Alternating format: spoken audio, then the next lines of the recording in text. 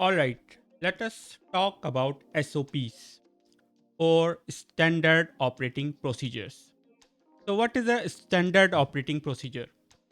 A standard operating procedure is a set of step by step instructions for performing a repeatable task.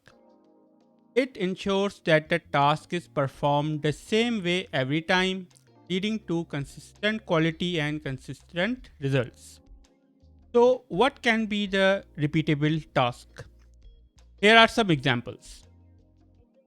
Number one, making a website live. What should be the pre and post steps we need to perform? Another task can be cleaning up malware from a website. What steps should we follow?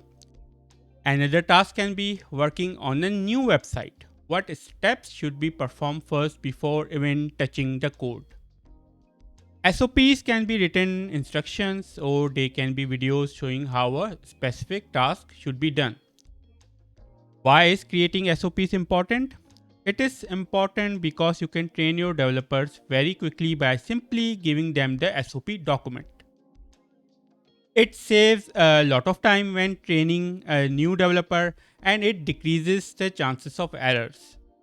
Because instead of trying things their own way, they can follow your tried and tested method and uphold the quality of the project. Let me show you some of my own SOP documents. This is my SOP document that I send to every new developer.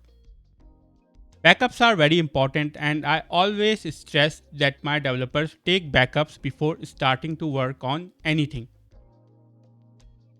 Let's start with simple tasks before moving on to medium and large projects.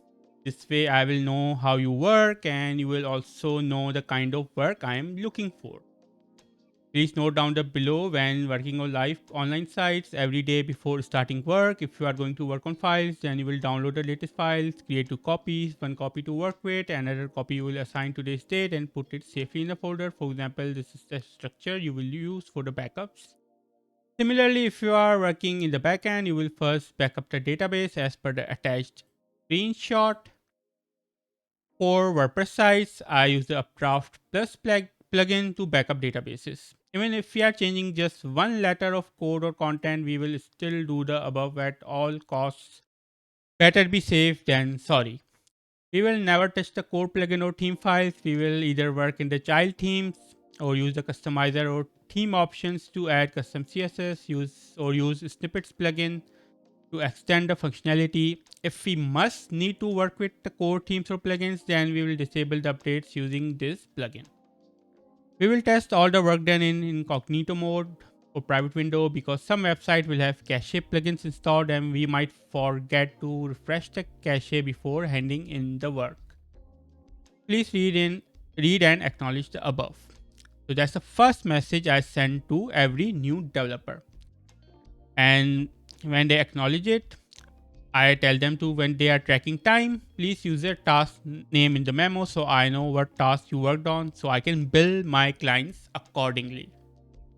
This is a reminder I send after a couple of weeks just to remind them about the backup thing. That when working in the backend, always get the database backup first using the Updraft plugin with the attached options. Because sometimes some developers they forget.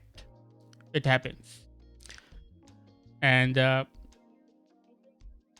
this is another SOP document on the steps to follow when working on a new website, including pre and post launch steps. So these are pre-development steps: set up automated backups to backup the database every day, disable indexing, password protect the website, set up local external email delivery depending on the email hosting. These are the pre-launch steps. As you can say, backup website, refresh permalinks, replace dev links with live links, and everything else as you can see.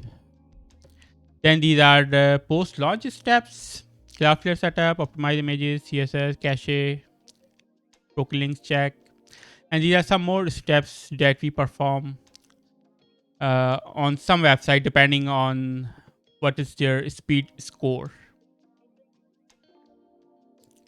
And this is another SOP document to clean up malware on any website. These are the 16 steps I follow to clean up malware on any WordPress website, to be specific.